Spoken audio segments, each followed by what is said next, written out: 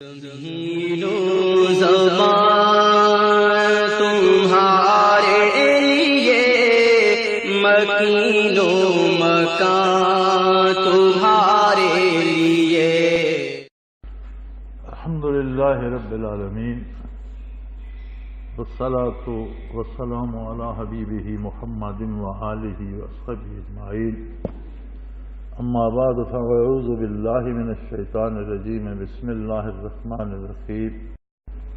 تلک الرسل فضلنا بعضهم علی بعض، منهم من کلم اللہ ورفع بعضهم درجات، وآتینا عیسی ابن مریم البینات وأیدناہ بروح القدس، ولو شاء اللہ ما اقتتل الذین من بعدهم من بعد ما جاءتهم البینات ولکن اختلفوا فمنهم من آمن ومنهم من کفر، ولو شاء اللہ ما اقتتلوا ولکن اللہ یفعل ما یرید۔ اللہم سبحانک لا علم لنا الا ما علمتنا انک انت العلیم الحکیم۔ مولایا صلی وسلم دائما ابدا علی حبیبک من زانت بہ الرسل۔ تلک الرسل فضلنا بعضهم علی بعض، یہ حضرات مرسلین کی اور رسولوں کی مقدس جماعت ہے، اور بعض کو ہم نے بعض پر فضیلت اور فوقیت عطا فرمائی۔ منہم من کلم اللہ، اس مقدس جماعت میں ایسے لوگ بھی ہیں جن سے اللہ کریم نے براہ راست کلام فرمایا۔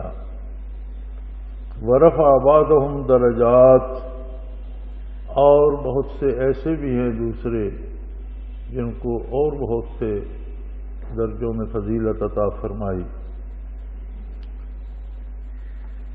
یہاں قرآن حکیم کا انداز خطاب انبیاء و مرسلین کی فضیلت کے باب میں ہے۔ یہ انبیاء اور رسول جو ہوتے ہیں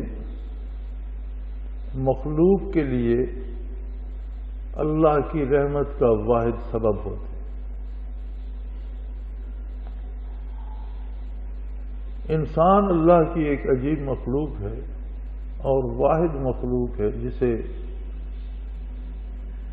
پسند و ناپسند پر اختیار دیا گیا۔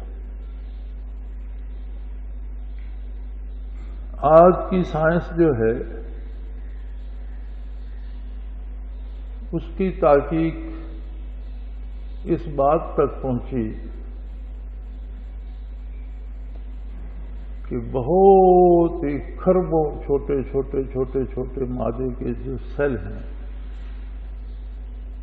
وہ جڑتے ہیں تو ایک عضو انسانی ایک خاص ترتیب سے قدرت انہیں جوڑتی ہے، تو وہ کھربوں سیل ایک ایک عضو انسانی میں موجود ہیں۔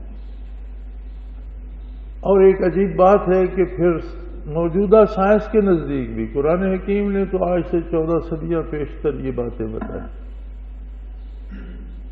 جب نہ کوئی اس طرح کی سائنٹیفک لیبارٹری تھی نہ سائنس کی تحقیقات یہاں پہنچی تھیں، لیکن آج سائنس کو بھی یہ ماننا پڑتا ہے کہ اس ہر چھوٹے سیل کا اپنا ایک پروگرام ہے۔ اس سیل کے اندر پھر وہ مثبت منفی وہ ہیں بجلی کے، وہ چلتے رہتے ہیں، اور ان کی رفتار، اس سیل کا کردار، اس کا کنٹرول، جس طرح کوئی پرزہ مشین کا بناتا ہے تو اس پر لکھ دیتا ہے کہ یہ پرزہ فلاں فلاں کام کرے گا، اسی طرح خالق کائنات نے ہر سیل پر اس سیل کا پروگرام درج کر دیا۔ قرآن حکیم نے تو آج سے 1400 سال پہلے فرمایا تھا کہ نحن اقرب الیہ من حبل الورید، یعنی اس کی رگ حیات سے بھی ہم اس کے قریب تر ہیں، کہ رگ حیات بھی اور اس میں بہنے والا خون بھی انہی سیل کا مجموعہ ہے، اور رگ حیات تو ایک رگ ہے، خون ایک مادہ ہے، اس میں جو کھربوں سیل ہیں، قدرت باری کا کنٹرول تو ہر ایک سیل پر بھی موجود ہے، اور ہر سیل کا پروگرام اس کے اوپر لکھا ہوا ہے، اس نے یہ کرنا ہے، یہ اس کام آئے گا، یہ اس کام آئے گا، یہ تو اگر اس طرح اندازہ کیا جائے تو قرآن کریم کہتا ہے وفی انفسکم، اللہ تو تمہارے اندر موجود ہے، وفی انفسکم، تمہاری جانوں کے تمہارے وجودوں کے اندر موجود ہے، اور تمہاری جان سے تمہارے قریب تر ہے۔ اس مخلوق کو ایک اختیار اس نے عطا فرما دیا، اور یہی اس کا امتحان ہے۔ اس کی پسند سے ہوتا کچھ نہیں، ہوتا وہی ہے جو وہ چاہتا ہے۔ اس کے پاس صرف ایک اختیار ہے کہ اس نے اس کی عظمت کا اقرار کرنا ہے یا نہیں۔ فرشتہ اللہ کی نوری مخلوق ہے، اللہ کی نافرمانی نہیں کرتا، اس لیے کہ اس کے پاس نافرمانی کا اختیار ہی نہیں،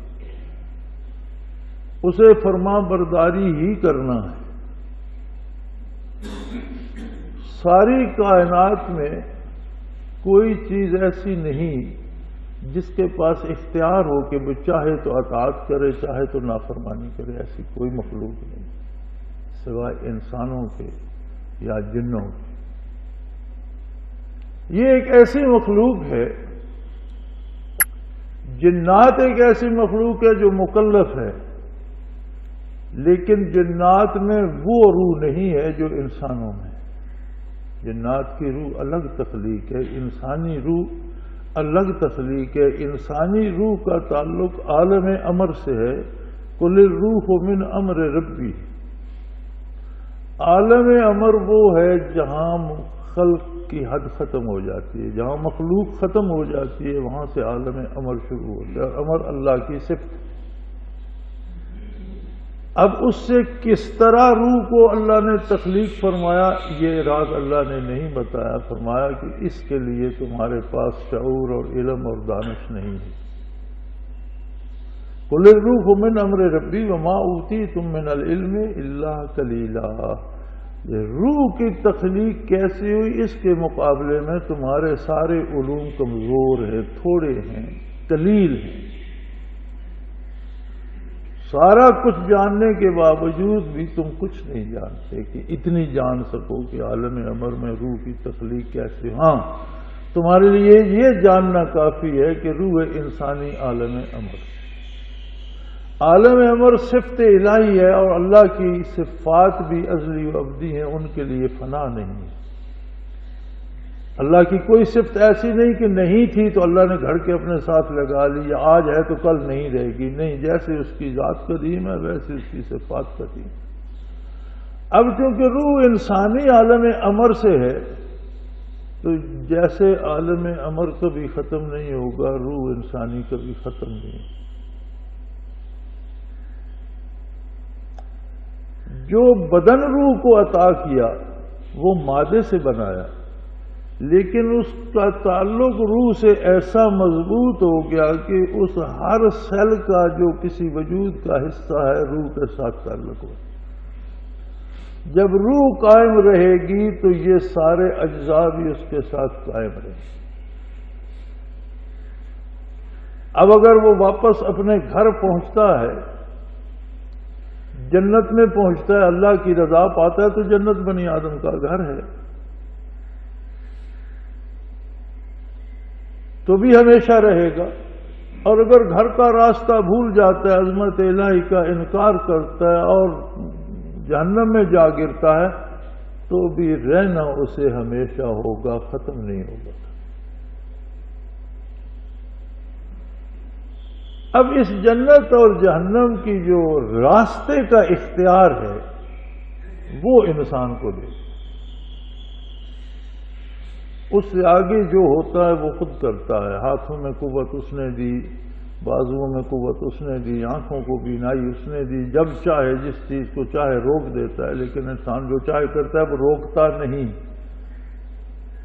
بلکہ ایک خاص وقت تک اسے چھٹی دے دیتا ہے۔ اب اگر وہ اس کی اطاعت کا راستہ اختیار کرتا ہے تو اس میں اللہ اس کا معاون بن جاتا ہے، اس کی مدد فرماتا ہے، اسے شیطان سے، شیطانی حملوں سے، برائی سے محفوظ فرماتا ہے۔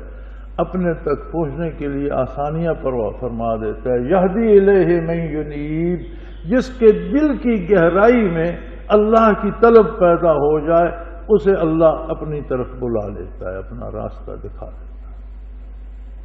والذین جاہدوا فینا، جو لوگ صرف مجھے راضی کرنے کے لیے اور مجھے پانے کے لیے اور میرے وصال کے لیے محنت کرتے ہیں، کوشش کرتے ہیں، لنہدینہم سبلنا، ان کو میں اپنی طرف کئی راستے دکھا دیتا ہوں، ہر راستہ میری طرف ان کا آتا ہے، ہر فعل ایک راستہ ہے، ہر فعل ایک قدم ہے، ان کا ہر قدم میری طرف بڑھتا ہے۔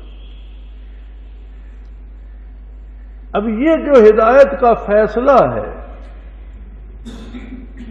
یہ فیصلہ کرنے میں اللہ کے نبی اور رسول انسان کی مدد فرماتے ہیں، رہنمائی فرماتے ہیں، فیصلے کو آسان کر دیتے ہیں۔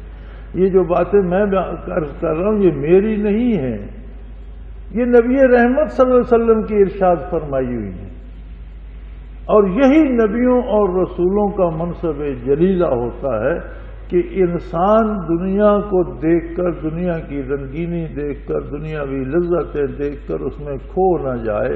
وہ اسے بتاتے ہیں کہ تیرا منصب اس سے بلند ہے، دنیا تجھے استعمال نہ کرے بلکہ دنیا تیرے استعمال کے لیے بنائی گئی۔ یہ نہ ہو کہ دنیا تجھ پر سوار ہو جائے اور تجھے اپنا شہدا بنا لے، نہیں، بلکہ تو اللہ کے لیے ہے اور دنیا تیری خادم ہے۔ اور بزرگان دین کا ایک بڑا خوبصورت قول بھی ہے کہ جو لوگ دنیا کو چھوڑ کر اللہ کے قرب کا فیصلہ کرتے ہیں دنیا ان کے پیچھے بھاگتی ہے، اور جو لوگ اللہ کو چھوڑ کر دنیا کو چنتے ہیں دنیا ان کے آگے بھاگتی ہے، ساری عمر وہ پیچھے بھاگتے رہتے ہیں۔ اور یہ ہمارا تجربہ بھی ہے کہ اللہ کے بندوں کے پاس دنیا غلام بن کر آتی ہے اور دنیا داروں کی حکمران بن کر رہتی ہے، ان سے خدمت لیتی ہے، اللہ والوں کی خدمت کرتی ہے۔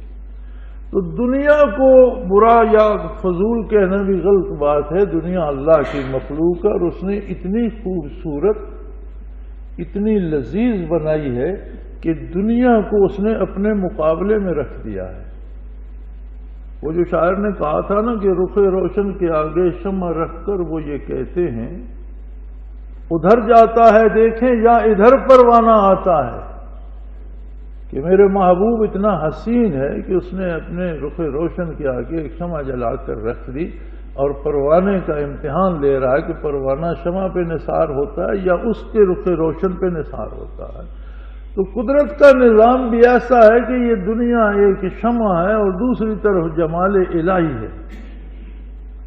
اب یہ فیصلہ انسان نے اسی پر اس کی جزا سزا کا مدار ہے، اس فیصلے میں یہ مجبور نہیں ہے۔ فرمایا وَهَدَيْنَاهُ السَّبِيلَ إِمَّا شَاكِرًا وَإِمَّا كَفُورًا، ہم نے راستہ انسان کو کھول کر بتا دیا، اب اس کی پسند ہے وہ شکر کی راہ اختیار کرتا ہے یا ناشکری۔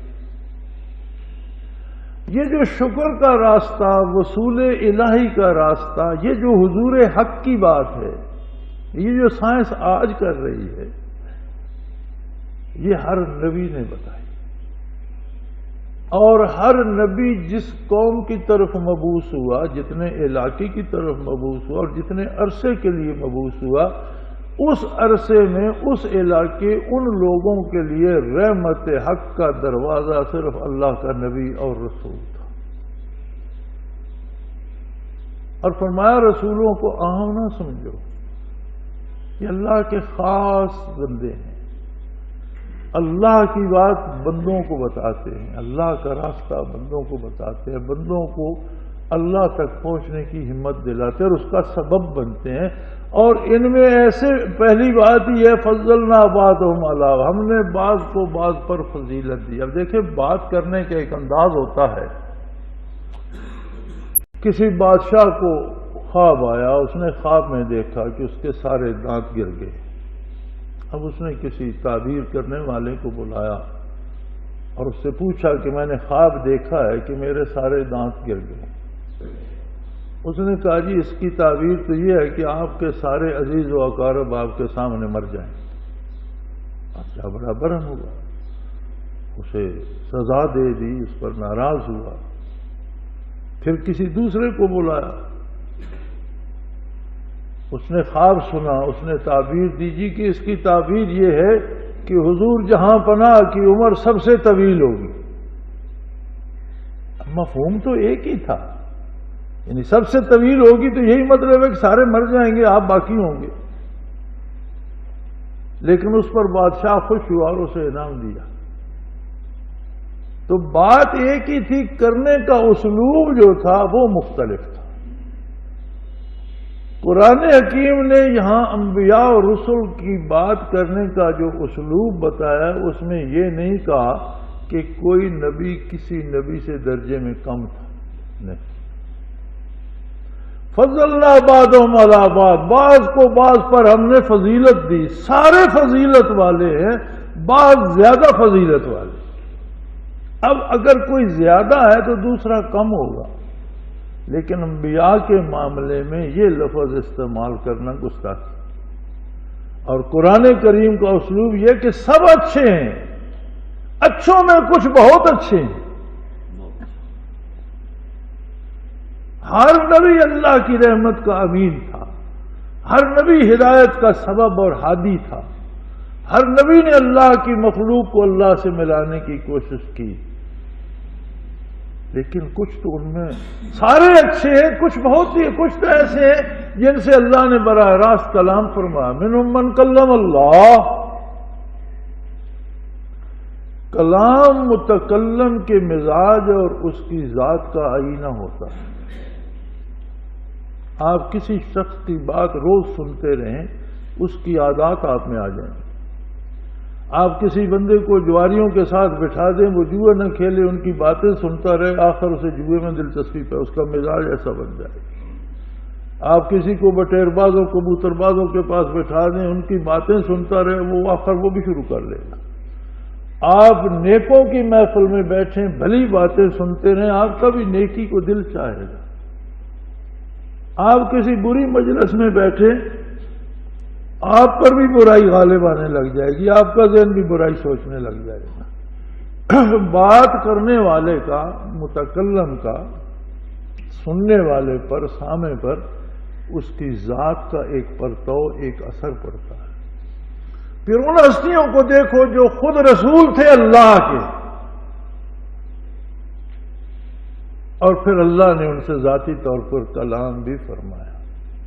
پہلے ہی اللہ کے رسول تھے، منتخب بندے تھے، پھر اللہ نے ان سے ذاتی طور پر اپنے کلام سے انہیں مستفید فرمایا، تو ان پر کیا کیفیات وارد ہوتی ہوگی، ان پر کتنی روشنیاں، کتنے جمال اور کتنی اللہ کی برکات، ان پر وہ وجود کتنے بابرکت۔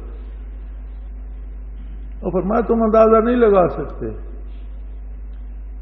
میں نے اپنے رسولوں میں اس سے بھی بہت بلند درجات تقسیم فرمائے۔ جیسے موسیٰ کلیم اللہ تھے علیہ السلام، لیکن آقا نامدار صلی اللہ علیہ وسلم کو جب مبعوث فرمایا تو موسیٰ بنی اسرائیل کی طرف نبی تھے، ایک خاص وقت تک کے لیے تھے، ایک خاص علاقے، ایک خاص قوم کے لیے تھے۔ تو جب مبعوث فرمایا محمد رسول اللہ صلی اللہ علیہ وسلم کو، فرمایا وما ارسلناک الا رحمۃ للعالمین، اللہ کے سوا ساری کائنات کے لیے باعث رحمت بنا دیا۔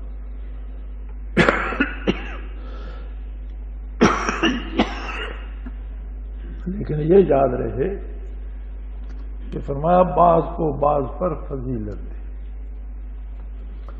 اور اسی سے علماء نے اخذ فرمایا کہ اللہ کے بندوں کا، اولیاء اللہ کا ذکر خیر ہو تو کبھی یہ مت کہو کہ فلاں فلاں سے درجے میں کم تھا۔ یہ قرآنی اسلوب نہیں ہے۔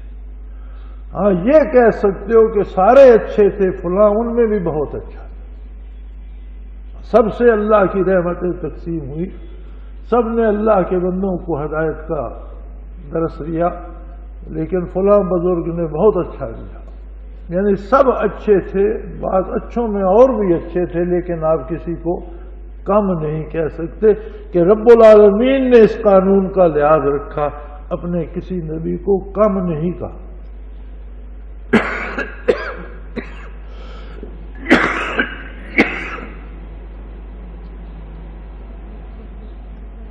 تو انبیاء علیہم جو برکات تقسیم فرماتے ہیں وہ نبی کے وجود برکت میں بھی اسی طرح سارے باڈی سیل ہوتے ہیں. کھربوں باڈی سیل بالوں میں، ناخن میں، جلد میں، گوشت پوست میں، ہڈیوں میں. انبیاء اور رسول کے وجودان مبارک میں بھی اسی طرح باڈی سیلز ہوتے ہیں. ہر باڈی سیل نور الہی اور نور نبوت سے منور ہوتا ہے. آپ اگر آسمان کے ستارے گن سکیں جو بظاہر ناممکن ہے، اگر یہ ممکن بھی ہو جائے تو وجود میں جو باڈی سیل ہیں وہ نہیں گنے جا سکتے، اتنے زیادہ ہیں. کئی کھرب سیل ایک اتنی سی جگہ پہ جمع ہو سکتے، ان کے اندر الگ حیات منفی مثبت ان میں الگ ہیں جو چل رہے ہیں. انبیاء کے مبارک وجود جو ہوتے ہیں ان کا وہ ہر سیل تجلیات باری کا امین ہوتا ہے، اور ہر سیل میں اتنی قوت دی جاتی ہے کہ جن کی طرف وہ نبی مبعوث ہوا ہے ان سارے لوگوں کو اگر ایمان نصیب ہو جائے تو ان ساروں کے باڈی سیل وہ روشن کر دیں. جس قوم کو، جس ملک کو، جن لوگوں کو نبی اللہ کا اور اللہ کا رسول دعوت دیتا ہے تو اللہ کے رسول میں اتنی قوت ہوتی ہے کہ اگر وہ سارے لوگ اس کی دعوت قبول کر لیں تو وہ ان ساروں کے وجود کو منور کر دے. اور پھر جس ہستی کو صلی اللہ علیہ وسلم ساری کائنات کے لیے رحمت بنایا، یہ صرف سوچا جا سکتا ہے کہ اس ہستی کے وجود باوجود میں کس قدر قوت رکھی ہوگی اللہ نے اپنے جمال کی، اپنی تجلیات کی، کہ ساری کائنات اس کے قدموں میں ڈھیر ہو جائے تو ساری کائنات کو منور کر دے. عرش، فرش، فرشتے، جن، انسان،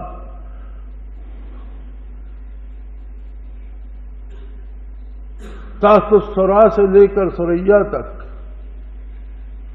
جہاں تک اللہ کی مخلوق ہے، اللہ کی ایک ذات کو چھوڑ کر اللہ کی ساری مخلوق اگر رحمت للعالمین صلی اللہ علیہ وسلم کے قدموں میں ڈھیر ہو جائے تو ساری کو تجلیات باری سے منور کر دے. سراجم منیرہ، روشنیاں بکھیرنے والا سورج. اب جب تک کائنات، کیونکہ ساری حضور کی امت ہے، جب تک کائنات باقی ہے فیضان رسالت و نبوت تب تک باقی ہے. آج بھی کلمہ محمد الرسول صلی اللہ علیہ وسلم کا پڑھا جا رہا ہے، لا الہ الا اللہ محمد الرسول اللہ صلی اللہ علیہ وسلم. اللہ کے سوا کوئی عبادت کے لائق نہیں، اور حضرت محمد صلی اللہ علیہ وسلم اللہ کے رسول ہیں، تھے نہیں. کانا محمد الرسول اللہ کو نہیں پڑھتا، رسول تھے نہیں. آج بھی اللہ کے رسول ہیں، کل بھی اللہ کے رسول ہیں.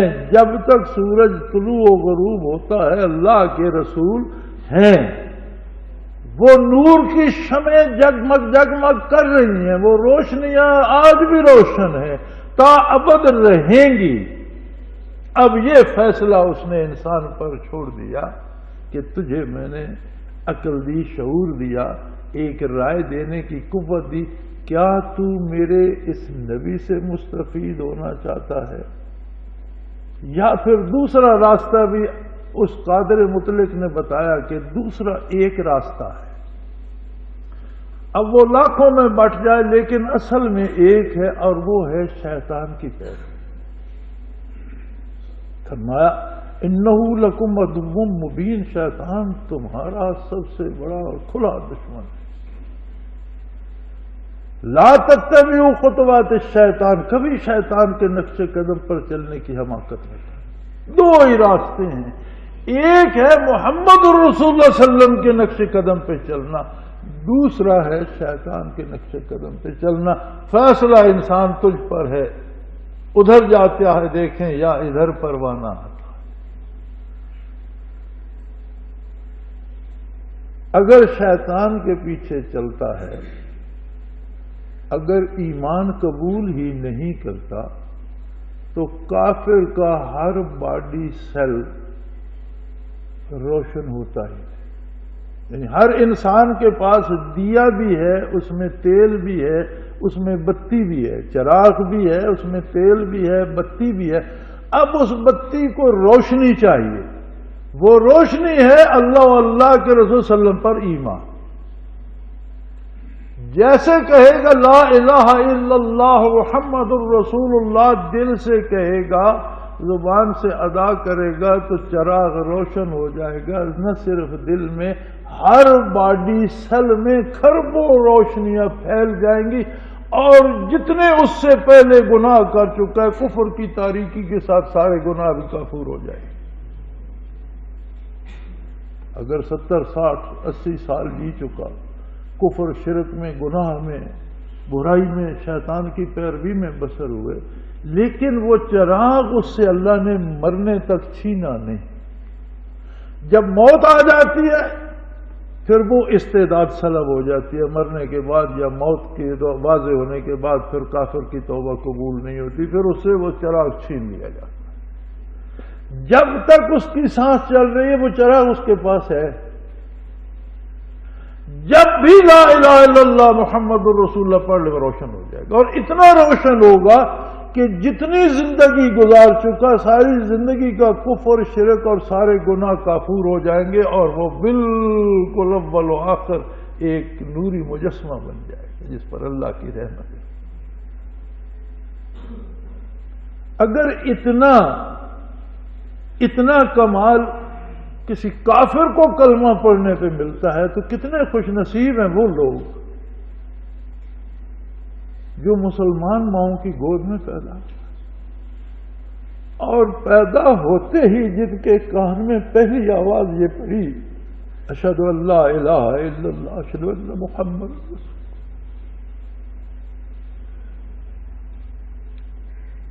پتہ ہے صحابہ کرام کی فضیلت قرآن نے کیا لکھی ہے؟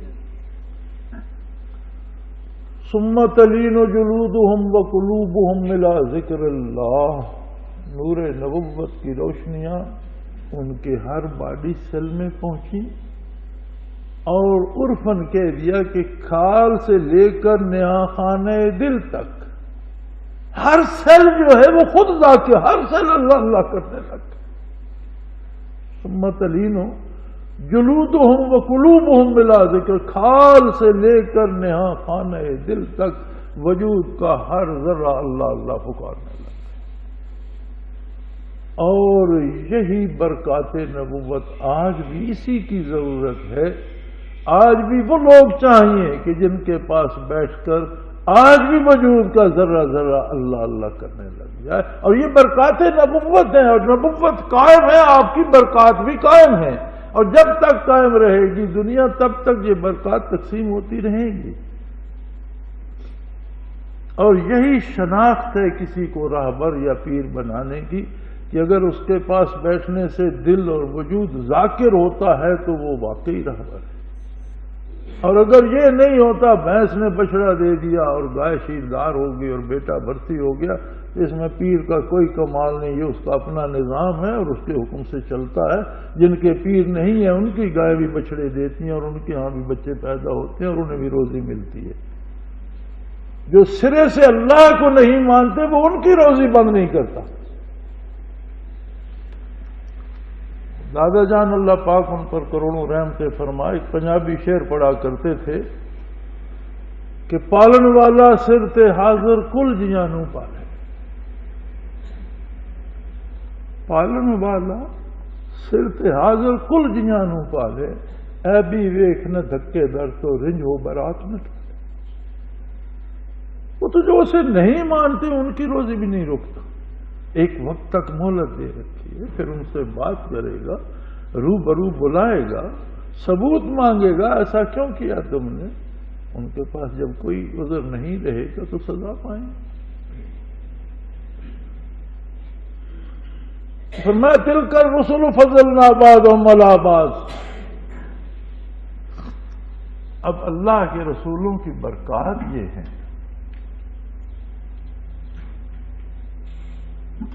کہ نبی رحمت صلی اللہ علیہ وسلم نے ہر کلمہ گو کو اللہ کے روبرو کھڑا کر۔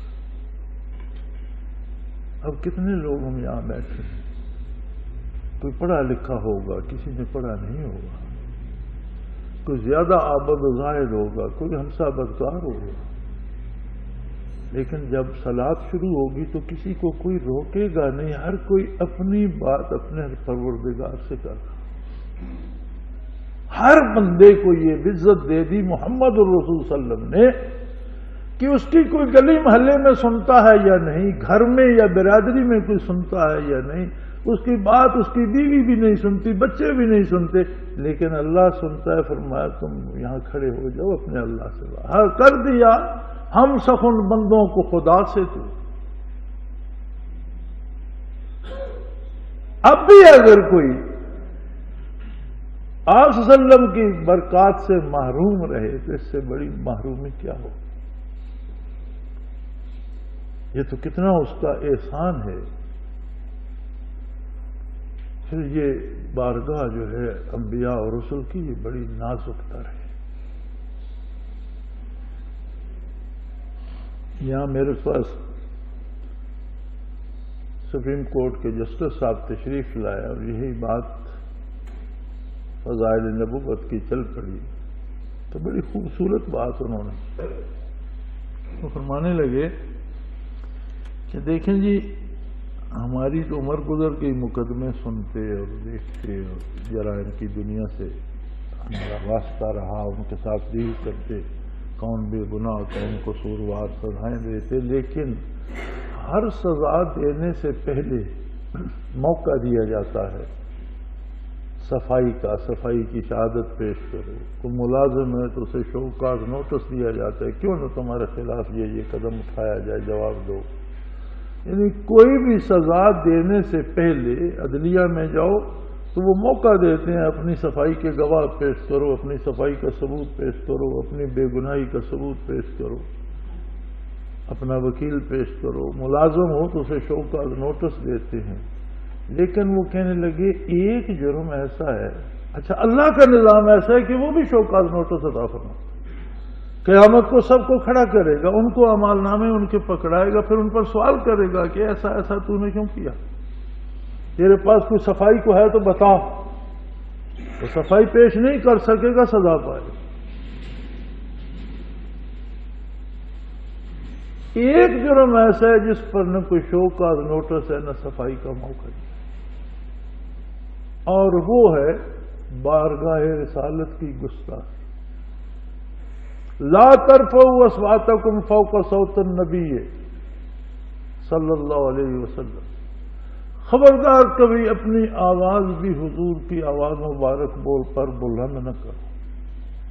اب یہ کوئی بات ہے، چھوٹی سی بات ہے کہ محفل میں بیٹھے ہو، حضور جلوہ افروز ہیں، تو تمہاری آواز حضور کی آواز سے پست رہے، بلند نہیں ہونی چاہیے، اور اگر ہو گئی تو ان تحبط اعمالکم وانتم لا، ساری تمہاری نیکیاں برباد کر دی جائیں۔ کوئی شوکاز نہیں، کوئی جواز نہیں مانگا گیا، کوئی صفائی کا موقع نہیں دیا گیا، کچھ بھی نہیں۔ اگر آواز بلند ہوئی، جیسے بلند ہوئی ویسے ساری نیکیاں ضائع کر دی جائیں۔ مجھے ان کی بات بڑی پیاری لگی، کہنے لگی کیسی عجیب بات ہے کہ صرف ایک جرم ایسا ہے کہ نبی کریم صلی اللہ علیہ وسلم کی بارگاہ میں گستاخی ہو گئی، کوئی نہیں پوچھے گا کہ تیرے پاس اس کی دلیل کیا ہے یا تو نے کیوں کیا، یہ تو اس سے غلط نہیں، ایک دم فیصلہ صادر ہو گیا، تحبط، سارے اعمال ضائع ہو۔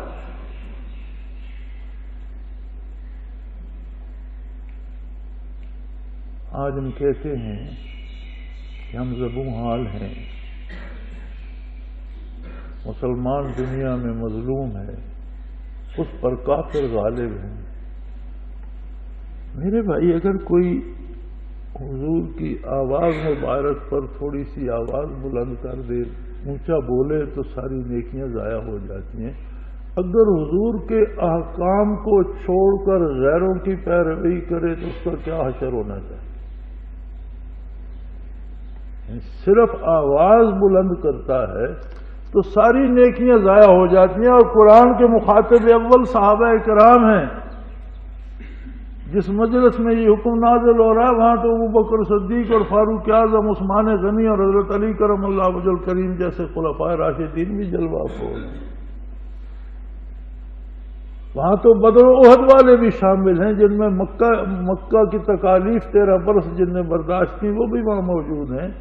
اور سب کو ایک ہی فیصلہ سنایا جا رہا ہے کہ جس کی بھی آواز ذرا حضور کی آواز پر بلند ہوگی اس کی ساری نیکیاں ضائع کر دیں۔ ہاں، وہ بدر میں تھا، احد میں تھا، مکے میں تھا، کچھ نہیں دیکھا جائے۔ میرے اور آپ کے پاس ہے کیا؟ ہم تہی دامن بھی ہوں اور حضور کی گستاخی بھی کریں، قدم قدم پر کریں، ہر بات میں کریں، لباس میں، حلیے میں، بات کرنے میں، شادی میں، حتیٰ کہ موت کی رسومات میں بھی حضور کی سنت چھوڑ کر رواج کو اپنائیں، تو ہمارا حشر کیا ہونا چاہیے؟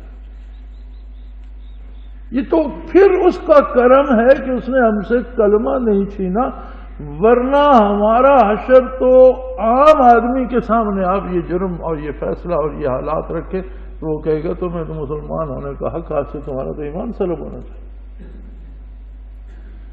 تمہاری صرف نیکیاں نہیں، تمہارا ایمان بھی تو ایک نیکی ہے، ایمان بھی تو ایک عمل ہے، نیک عمل ہے نا ایمان لانا بھی، تمہارا تو ایمان بھی سلب۔ یہ تو پھر اس کا شکر ہے کہ ہم سے کلمہ نہیں چھینا، ہماری زبانوں سے ٹوٹی پھوٹی نمازیں پڑھنے کی توفیق دے رکھی ہے، ورنہ ہم تو اس سے بھی زیادہ ذلت کے مستحق ہیں۔ اور جب تک واپس اس بارگاہ رسالت کا ادب و احترام قائم نہیں کرتے ہمارا کوئی دوسرا علاج نہیں۔ جتنے حکومتیں اور دانشور ہمیں مشورے دیتے ہیں یہ سب جھوٹ بولتے ہیں، سب غلط کہتے ہیں۔ ہمارا ایک ہی علاج ہے، آج بھی ہم محمد الرسول اللہ کی بارگاہ میں عہد غلامی کر لیں اور اس پہ ڈٹ جائیں، فرقے بھی ختم ہو جائیں گے۔ فرقے کیوں بنتے ہیں؟ باپ مسلمان ہے، دادا مسلمان ہے، صبح بیٹا کافر ہو جاتا ہے، کیوں؟ یہی گستاخیاں بارگاہ رسالت کی رنگ لاتی ہیں، ایمان سلب ہو جاتے ہیں۔ پتنگ کی ڈور جب کٹ جاتی ہے تو کسی درخت سے، جھاڑی سے، کیکر سے، کسی بجلی کی تار سے، کسی مگجس سے الجھ جائے۔ یہی حال نئے نئے فرقوں کا ہے کہ اصل سے کٹ گئے، جس جھاڑی سے اٹک گئے وہی ایک فرقہ بن گیا۔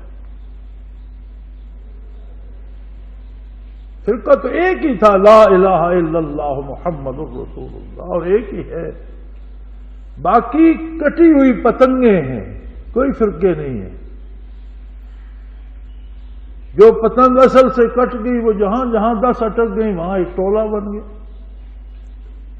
تو آج بھی ہمارے دکھوں کی دوا، آج بھی ہماری عزت کا سبب، آج بھی ہماری سلامتی کا سبب محمد الرسول اللہ کی غلامی ہے۔ اللہ ہمیں توفیق دے واپس آ جائیں۔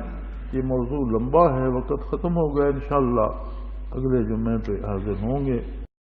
زمین و زمان تمہارے لیے، مکین و مکان